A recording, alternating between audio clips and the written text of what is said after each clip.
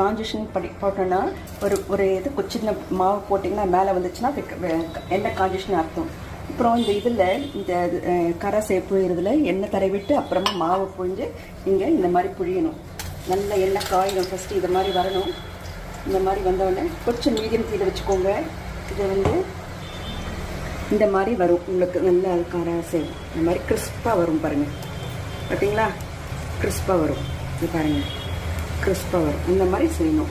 Evening snacks பசங்களுக்கு இது மாதிரி பண்ணி கொடுத்தீங்கன்னா வீட்லேயே நம்ம வேண்டிய எண்ணெயில் பண்ணால் ரொம்ப நல்லது, சுத்தமாக இருக்கும். இதுக்கு ஒரு கப்பு கடலை மாவுனா ஒரு அரை கப்பு பச்சை அரிசி மாவு. அதுக்கப்புறம் அதில் கொஞ்சோண்டு மிளகுத்தூள், கொஞ்சம் காரத்தூள், உப்பு, பெருங்காயத்தூள் எல்லாம் போட்டு நான் இந்த மாதிரி மாவை இந்த மாதிரி நல்லா பிசைஞ்சு வச்சுருக்கேன். கரெக்டாக பிசையணும். உள்ளே போகிற மாதிரி ரொம்ப தண்ணியாக இருக்கக்கூடாது, ரொம்ப திக்காக இருக்கக்கூடாது. இந்த மாதிரி கரைசே உங்களுக்கு இந்த மாதிரி கிறிஸ்பாக வரும்.